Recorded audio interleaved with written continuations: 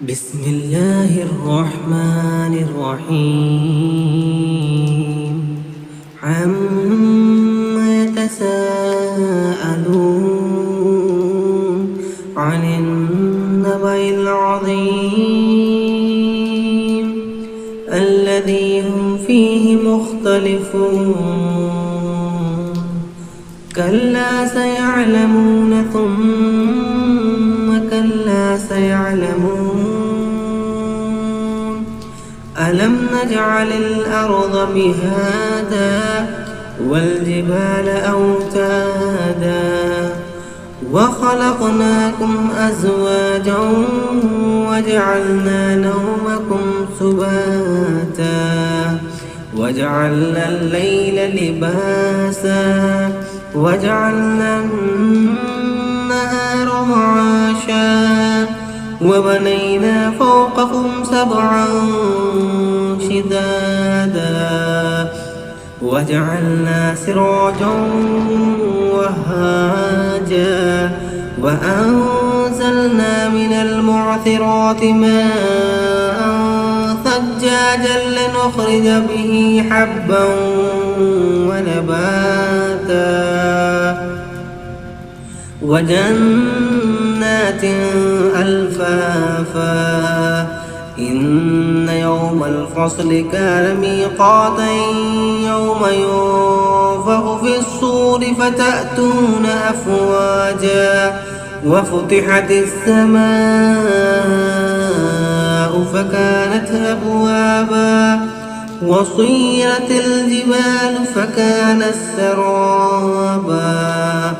إن جهنم كانت مرصادا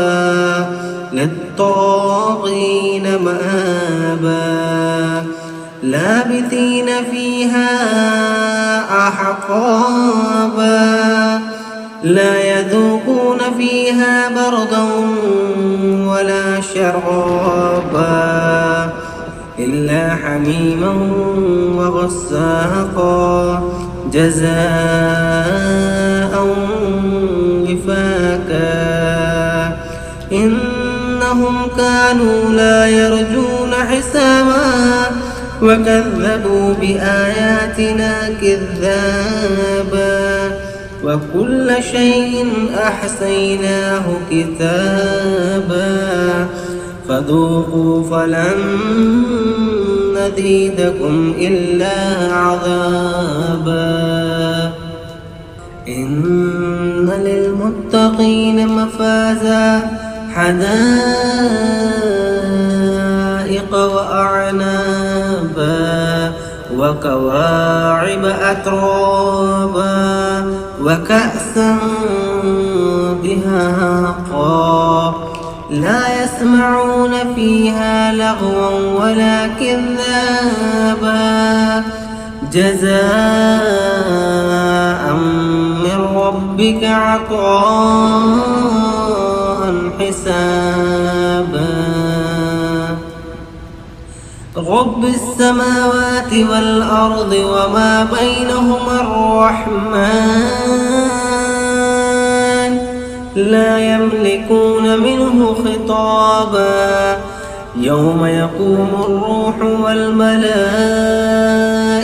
صفا لا يتكلمون إلا من أذن له الرحمن وقال صوابا ذلك اليوم الحق فمن شاء اتخذ إلى ربه مآبا إنا أنذرناكم عذابا قريبا يوم ينظر المرء ما قدمت يداه ويقول الكافر يا ليتني كنت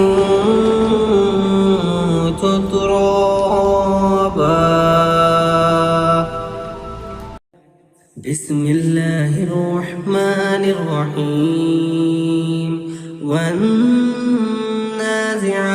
غرقا والناشرات والناشطات نشطا والسابحات سبحا فالسابقات سبقا فالمدبرات أمرا يوم ترجف الراجفة تتبعها الرادفة قلوب يومئذ واجفة أبصارها خاشعة يقولون أئنا لمردودون في الحافرة أئذا كنا عظاما نخرة قالوا تلك إذا كرة خاسرة فإنما هي سجرة واحدة فإذا هم بالساحرة هل أتاك حديث موسى إذ ناداه ربه بالواد المقدس طوى اذهب إلى فرعون إنه طغى فقل هل لك إلى أن تزكى وأهديك إلى ربك فتخشى فأراه الآية الكبرى فكذب وعصى ثم أدبر يسعى فحشر فنادى فقال أنا ربكم الأعلى فأخذه الله نكال الآخرة والأولى إن في ذلك لعبرة لمن يخشى أأنتم أشد خلقا أم السماء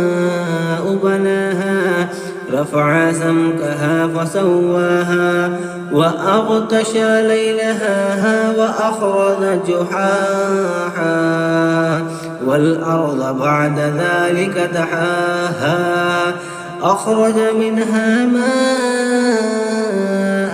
ومرعاها والجبال أرساها